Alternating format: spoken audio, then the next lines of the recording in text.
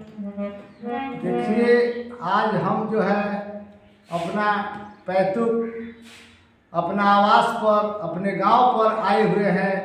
जिला बक्सर, गांव चक्की, चुनी डेरा। और हमारे ये भाई सुभाष चंद्र व्यास जी जो है, इनको कितना रिक्वेस्ट किए तो ये जा करके आए हैं।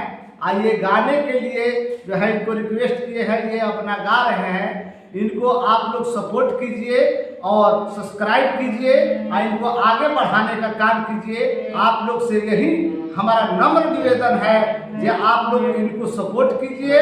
हम सिंदरी धनबाद में रहते हैं, जो कि सिंदरी का जो है नगर अध्यक्ष, राष्ट्रीय जनता दल का नगर अध्यक्ष हम हैं, मुनेश्वर यादव। आप लोग से भाई से रिक्वेस्ट है कि आप लोग सुभाष चंद्र व्यास जी को सपोर्ट कीजिए। और ये शॉर्ट वीडियो जो है